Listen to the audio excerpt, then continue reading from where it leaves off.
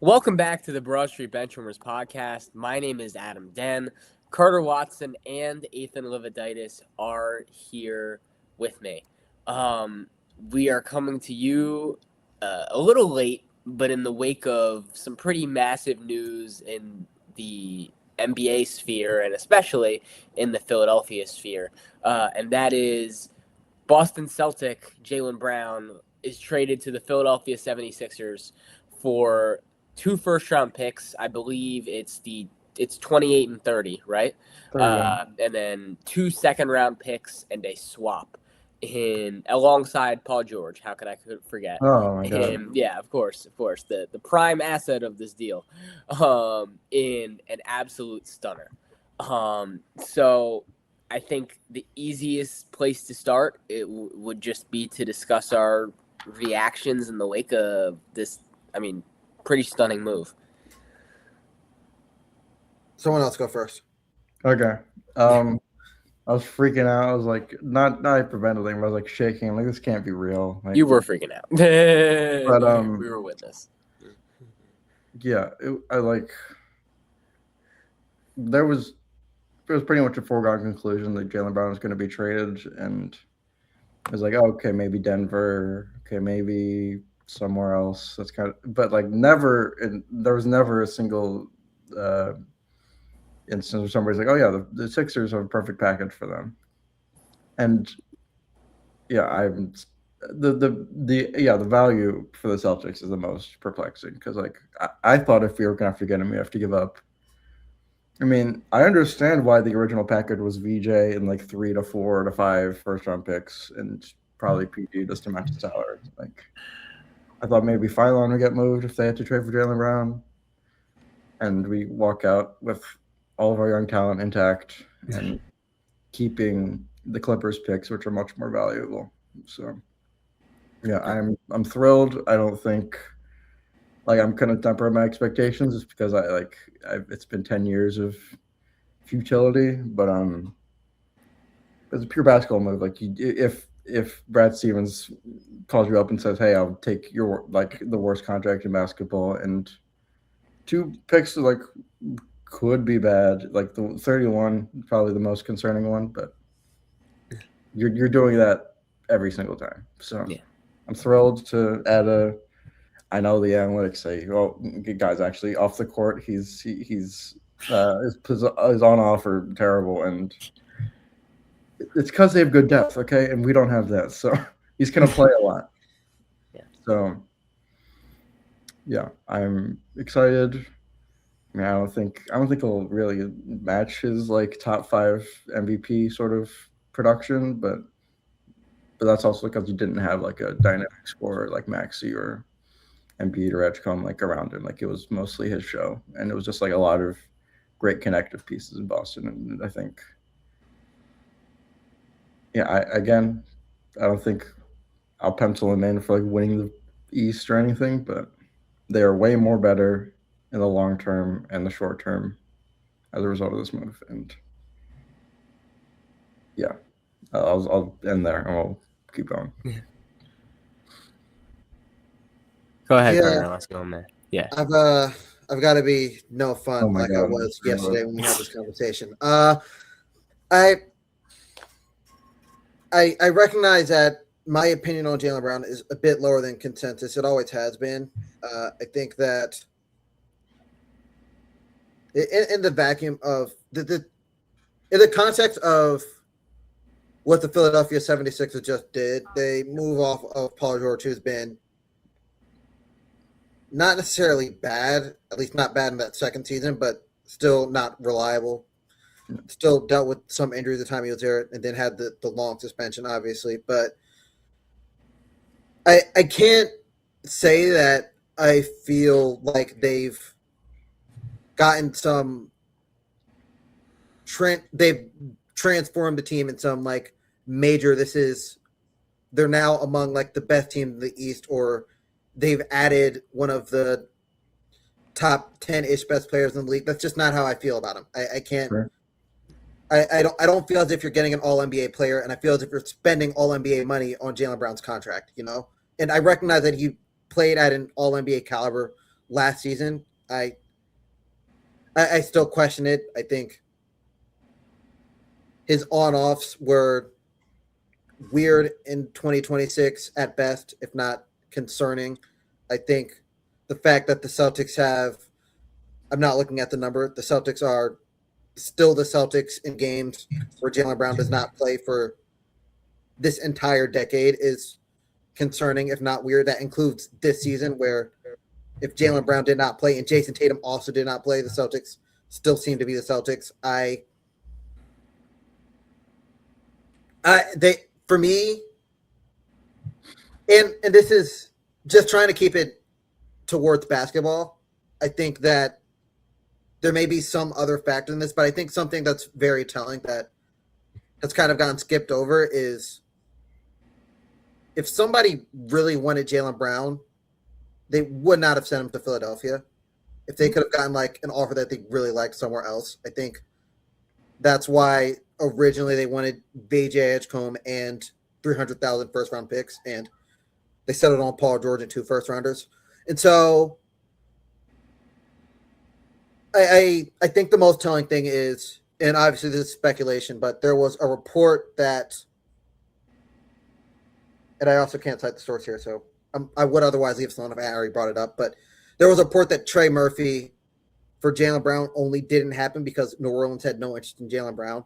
I feel like, and it's kind of questionable about, because it sounds absurd, but I don't know. I feel like the league pulse on Jaylen Brown is not as high as the fan pulse on Jaylen Brown, and I think that there's some logic to that. I think that at times he can be a ball stopper. His playmaking is still like very questionable for a player who has the ball as much as he does. His off-ball defense is still very questionable at times, despite how good his on-ball defense is. I think that was highlighted throughout that 76ers series that they just had, particularly in Game 7, the last like 8-ish minutes of the game. It felt like he was guarding Joel Embiid, primarily because Joel Embiid had the ball most and he couldn't do something else. But, I mean, yeah, that was a real Debbie Downer spiel. I went on the same one yesterday, but I suppose it's an upgrade from Paul George most likely, but I don't feel as if this is moving them into the top 3-ish teams in the East. Yeah, I mean, I have been of the opinion that you can have both takes, right? And I think that's where I've continued to stand. I'm thrilled not just by the Philadelphia 76ers ability to acquire Jaylen Brown, who, I mean, yes, I agree is not a top 10 player, but I think surely is an All-NBA player given he has been one in every single season that he's been healthy for 60-plus games. I mean, that's, I think, almost a guarantee. But I think it's more the ability to get Jaylen Brown and get off of Paul George, which was largely viewed as the most untradeable contract in the NBA. This is the second most untradeable contract in the NBA because you have the first most untradeable contract in the NBA already. But I mean, you were viewed as having to already attach a first-round pick to do that. Yeah. So if you look at this in the way that it is, you are trading a first-round pick for Jaylen Brown. Yeah. A singular first-round pick for Jaylen Brown. And that is, pretty incredible to me from a Philadelphia 76ers side. And I think whatever your view of Paul George is, Brown, in the flexibility that he gives you on both ends. I know Carter, I mean, he can be a ball stopper. I'm in complete agreement of that. But I think last season, and this is why the on-offs are somewhat complicated, I think he was the least amount of a ball stopper that he's been in his entire career. I think, there are all these reports out of Boston, oh my God, like Derek White might have played better than Jaylen Brown. One, I don't believe that for a second from watching as many Celtics games as I did. Derek White has the worst shooting season of his career. And two, Derek White was able to play so well and create so much off the dribble because of the off-ball connectivity that Jaylen Brown brought, right, as a spacer, as a mover, as a cutter, in comparison to how he had in previous seasons, and was much better on the ball as well as a distributor. So I thought that was really crucial to his development. Defensively, I agree, was not his best season. I think he certainly had better ones. I think a lot more load was placed on him than has been previously in his career. But I think there's room for that to have upwards mobility, especially when more is going to be asked of him than ever before within a 76ers team that has so many holes defensively already. Right, you have the Joel Embiid problem that continues to be his injury woes not allowing him to be any kind of rim deterrent. And you have Tyrese Maxey, who has improved on that end, but is still definitely a negative. But I think ignoring the Philadelphia 76ers for a second, I think you have to consider the Boston side, which we haven't really talked about. And I think that has to be the natural transition before we start, gallivanting about whatever our hopes for Philadelphia is going to be next season. Because like you guys have said, this on paper is kind of crazy. And yet the explanation, which makes some sense to me, but is still hard to buy, is that this is buying into the window 2 years from now, in which they're going to have that $56 million in cap space and look to either add a superstar with the 2 picks and the space that they'll have around Jason Tatum, or just have the flexibility to tear this thing down if it truly reaches a low point. Is that something you guys are buying? Not really. I mean, obviously you do, like, I think PG's under contract for 2 years, Brown's under for 3. So that is pretty much equivalent salary. But I think that class is like Jokic and Giannis and so on, and it's possible, but you're still firmly in a window here. I think if you kept this team intact, they would still be probably the second best team in the East, including their Mitchell Robinson signing and all that. And that makes it way more confusing because it's not like they had a down year. They overperformed. People thought they would be out of the playoffs because Jason Tatum was hurt, but they won over 50 games. It was an extreme upset for the Sixers to beat them in the first round. Because honestly, I think they were in the grand scheme of things the favorites to come out of the East when by the time Jason Tatum came back. But it just doesn't make sense because I don't understand any narrative saying that the Jays can't coexist. They won a finals 2 years ago, and I guess it's 3 now. Yeah, technically 3, but I think unless this was a real but he didn't request a trade. That's the big thing. He didn't request a trade. This is not. It's hard for me to buy that one. Yeah. Okay. Okay. But the thing is, I know it was beyond repair and whatever, but it's similar to what we said about Luka, but not obviously different. Obviously, different tiers of player. Luka's top 5 for the past decade. He'll be the 5th best player minimum for the rest of his career.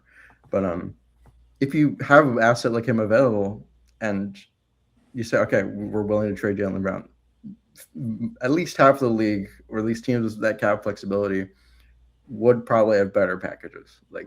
It is incredibly short-sighted to say, okay, here's a Clement Seller and 2 first-round picks. Okay, just get it off our hands. He is not a get off our hands sort of player. He was just minimally a top 10 player in the NBA. Obviously, in the long term, I don't think that really is the case. He's probably top 20-ish, but this is not top 20 value under any circumstance, especially when you're only 29 years old and you just acquired a 36-year-old. Yeah. They could have waited maybe a week, and they could have gotten an actual all-star level player and multiple first-round picks and probably a young, not like a VJ level player, but a good, solid young player in a rookie contract. Yeah. I think coming back to you saying they pretty much just gave up a first because you had to attach the PG contract. I think PG is actually a pretty solid fit in Boston, which in the short term is good, but he has to play. He has to play, and he is not providing $55 million of value immediately. Yeah. Like if it was like a $25 million, okay, that's good pickup. Okay. Yeah. But no, he's eating up like a starter's worthy amount of money on top of what we could like equate his value to. So yeah, it's very perplexing for Boston because they could have gotten a lot better. And yeah. I'm not complaining at all, of course, but yeah, it's very odd because of fucking Walker Kessler got way more value, and he is only good on one side of the ball. So yeah, that's it.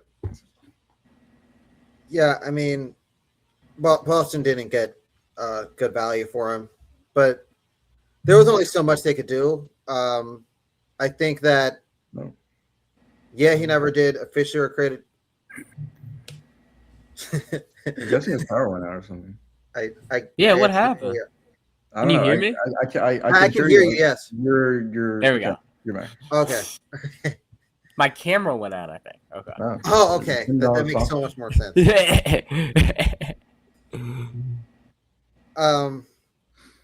Where was? Oh yeah. Okay. So I think that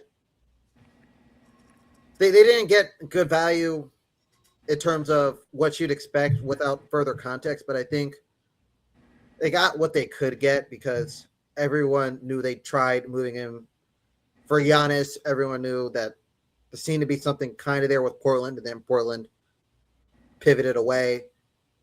And despite the fact that he never, I suppose, officially requested a trade, he was acting like a dude who wants to leave.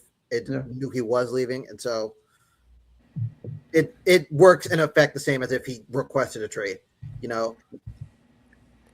And it's a downgrade because there's not going to be like the high level of, you're not going to get 30 plus points in game 3 of the finals from Paul George to make the series 3-0 or however many points he got up to in that game. You're not going to get any moments like that from Paul George in his current state. You're getting a good connective wing who will play strong defense, will hit his threes, and you're paying a lot of money to do that. So it's disappointing value. But I mean, in terms of finding somebody to make the salaries match and also be a contributor, I don't know how much better they could have done. I think the thing that was floated around the most was Jamal Murray, but that low-key doesn't make the most sense for them because they already shoot so many jumpers, and that's kind of an ugly fit with Jamal Murray shooting more jumpers and also not getting to the paint that much. But I don't know. I was very for that, for both sides. I think the way Jamal took a step up last season not just as a driver, but as a shooter, I think tells you he could play off ball. And I mean, if they're really willing to do it, like, I think Brown would be a perfect fit in Boston as well. Or I mean, in Denver as well. So I think that was the most interesting, at least to me.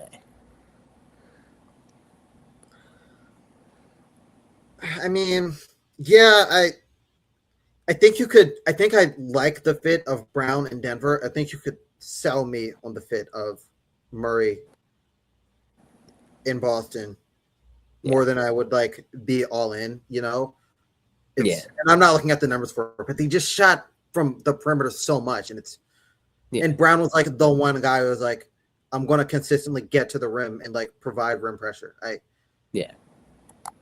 That's just a lot more jumpers for a team that already shoots a lot of jumpers. Yeah. No, I get it. Yeah. I think to your point, right, the philosophical shift of this Boston team, I think, is reflected in this trade and with the Mitchell Robinson trade, right?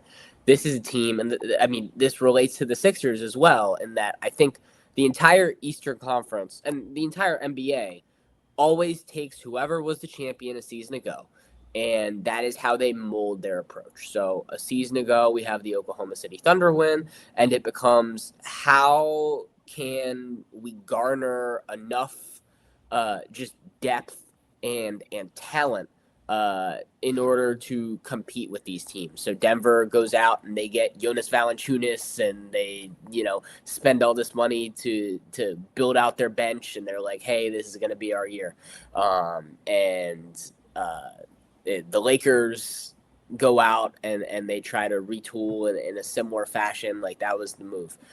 This year with the Knicks, it feels like teams are looking for a greater sense of physicality in order to keep up with a New York Knicks team that was so fantastic and able to hold up, and with a San Antonio Spurs team, which is going to offer Victor Wembanyama and likely be the favorite to win a championship a season from now.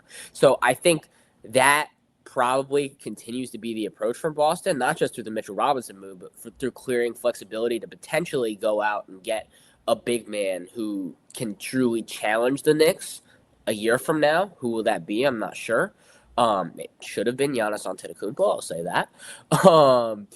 But I think even from a Philadelphia 76ers perspective, it makes things interesting, right? Because you already have Joel Embiid, right? You already have a player who looks to kind of test that.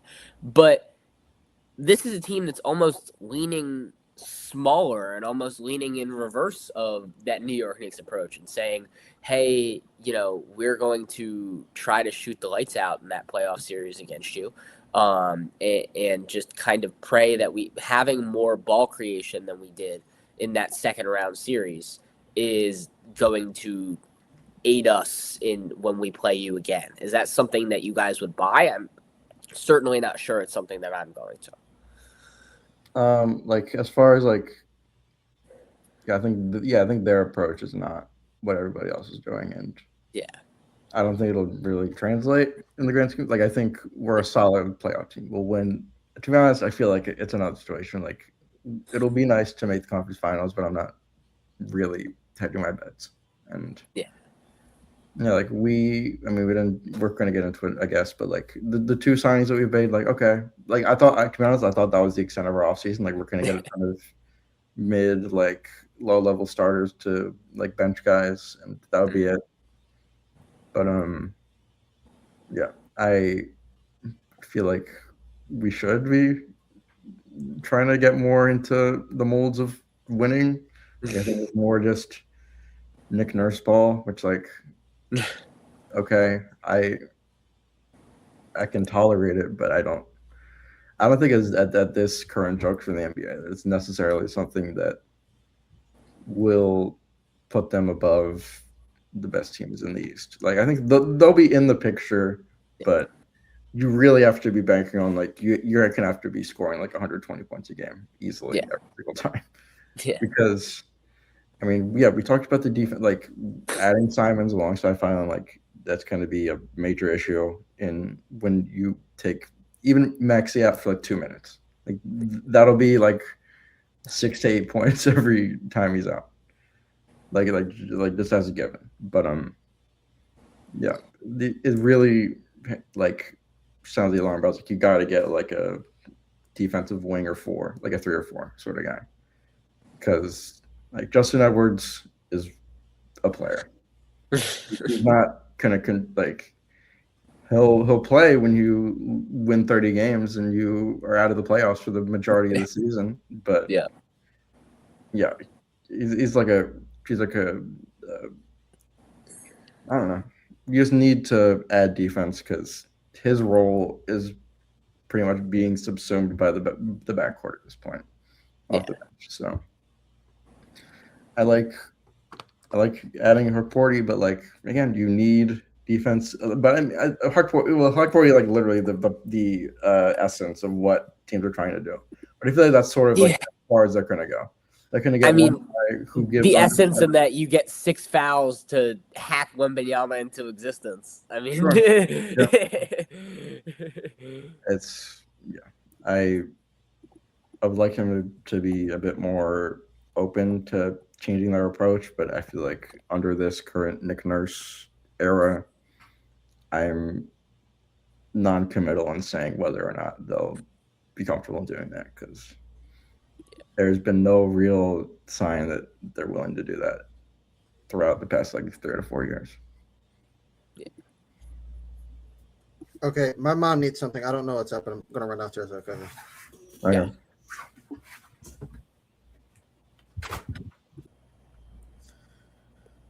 I mean, I think that the thing is, the NBA has always been like a copycat league, and it makes no sense because it doesn't work. Yeah. To be honest, I feel like teams like molding their rosters around the 2026 New York Knicks is kind of insane. But yeah, I think that team it's like a very like singular sort of run. But I think that in particular is like especially just bad team to try and model yourself around because like I agree. One, because they looked like really bad for stretches and then had I don't want to see a miracle run, but they played their best basketball by far in the playoffs. That's not exactly what you want to build for a team that is questionable at times where like they can lose 4 games to literally anyone and then they get into the playoffs and then the offense is something brand new and Karl Anthony Towns is playing the best defense he has ever played. And so, I mean, I applaud the effort in seemingly trying to do something a tad different. I don't know how well it'll work, but also it's hard to move from the 7th seed to one of the best teams in the East, even when you consider circumstances of, well, Paul George was suspended and they dealt with the injuries, which for one, you're going to, the fact of the matter is when the best player on your team is Joel Embiid, you're going to deal with injuries. But even aside from that, I think it's just hard to move up like that.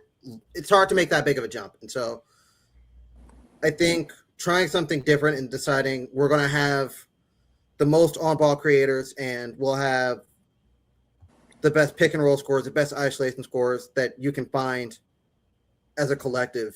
And that's how we're going to beat you. I think there's potential in that. There's potential in that. I can get behind it. You know, and now it becomes down to the group of guys that you have and how that works out. They're going to need more, particularly on the bench. And this is, I guess, without the Simons thoughts in my mind. I'm still thinking about the roster of 3 hours ago, but yeah, I also recognize that Simons is going to be he'll be a key bench piece, which is what they needed. That's why I didn't understand why people were so upset, or some people were upset about the foul line pick. Like, we have Maxey. Maxey played 47 minutes a game. Yeah. We were trotting out fucking Eric Gordon and Reggie Jackson willingly for a couple of years. Yeah. Kyle Lowry. Like, like without these two moves, it would like it's also like it's not even just like the defensive shortcomings of Phylon and now Simons. You would have no value at all. Like, those are negative minutes regardless. Yeah. And I think adding like 15 to 20 points of bench points, because also, we were getting no bench points, period. So I'm willing to sacrifice a little bit of defense, assuming that they get a connective like defensive wing. Yeah. Well, and that's where the problem lies, right, is in that connective tissue. And I think, I have for about 36 hours besmirched maybe nothing more than the Kelly Oubre Indiana Pacers signing for, a price that I think Philadelphia could have pretty easily paid. And I guess, now given the timeline of everything and that they were working on this, I think that's something, you probably have to come into acceptance of. But that kind of, piece and what he did for this team last season, I don't think can be emphasized enough, right?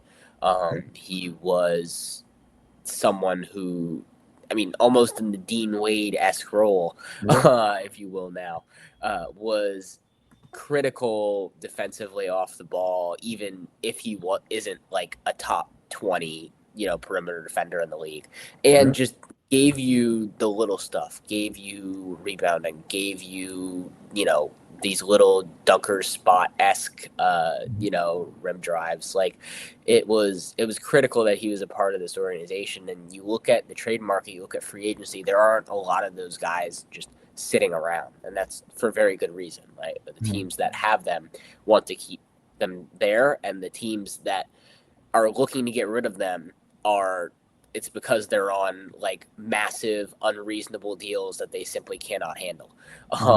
So if you want to look into Contavious Caldwell Pope,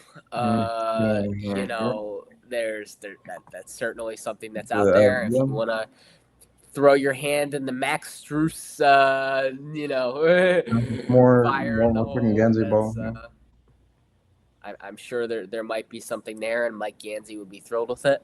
But it's a dangerous game to be playing, I think. And I love Dom Barlow to death. I think he was cool. really fun at times last year. But fun is not 30 minutes a night. And I think we saw that, especially early in the regular season. So yeah.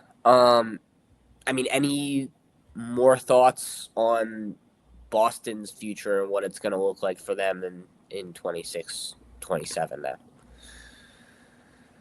Yeah, they'll be really good. Right. I feel like it doesn't change.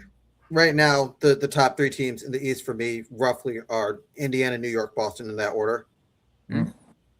So, yeah. Indiana right back, huh? Indiana right back, yes. Really? I felt that way the entire past season. I only got more confident in that at the deadline when they got Avicii Zubac. Indiana right back to the top. Yeah, I think I will be there with you if not for the Knicks run we just witnessed, and if not for my worries with the Halliburton stuff. I mean, the weight is certainly he looks okay. For me. He's looking better. Yeah, he's a little round, but it's okay. But we'll see. I think I agreed. I thought the Zubac fit. Everybody was freaking out about Keaton Wagler. I think I would rather have Vika Zubac for 3 years than Keaton Wagler. So perfectly fine with that. I agree. I think the Celtics are going to be very good. Carter said it about a half hour ago. It's like a 32-8 record last season or something something crazy without Jaylen Brown over the last couple of years. It was. Hang on, I pulled it up and then I closed it. It was like 47-10. Yeah. 47-10. That's what I saw. It was 71-31 of this decade. Yeah. Yeah. So they will be very good. They will probably be worse than they were last year. But they will be very good, and it's come postseason time. It's going to come down to what is Jason Tatum, and I think that's one of my biggest questions of the entire next NBA season. I think that could change everything. What is Jason Tatum? Is he what we saw, down the stretch last year, where he was still pretty obviously hampered in some ways, or has he healed enough that he can be maybe 90-95% of what he was before and develop his feel for the game over the course of next season? Because if we can get back to MVP Jason Tatum once again, I agree. I see no reason why they couldn't once again be a threat in the Eastern Conference. Yeah. And we did not mention the Toronto Raptors, who I think are pretty squarely in my eyes. They're in there, yeah. So I'm locked in there. I'll say that. Yeah. But yeah, I think that's all we've got. Can we fire anybody? The ref from last night. Oh. Yeah. Last night. In the USA Bosnia game. Oh, yes. If Balogun doesn't play, it's over. It's over. Yeah. He's not. He's not. Probably not. He's not. Yeah. Even though he can't. There's no appeal process in World Cup, so. Yeah. Yeah, I mean, my team, Delaware's team, the glorious Ivory Coast, was sadly eliminated. So Mm. I guess I've become an American fan for now. But No, I mean, it's a sad day. But I would also like to fire Seth Johnson because last yes. night it was not fun. Well, the But- difference is we just lost like 8-1. Yeah. So, It's true. It's true. who got the loss? Let's see. Whoever got Jose Alvarado. Sorry. Seriously. I yeah. It was bad. Yeah. He's probably still wearing the fucking long sleeves in 100-degree weather. They were. He had to have. There's no like Alvarado specific. Oh, Alvarado did. Yeah. Was Skeens wearing it yesterday? I think he was. Yeah, he was. Yeah. Look, It- You're an idiot. Who cares if you have like pale, pale and like pathetic? He was too sweaty. That's what it was. It Yeah. was the sweat on the ball. He lost Yeah. control because of the sweat. Yeah. We'll see. All right. We'll be back for more NBA thoughts. Michael wants to talk about baseball, so I guess we'll do that do it. too. Sure. But yeah, talk to you guys soon. All right.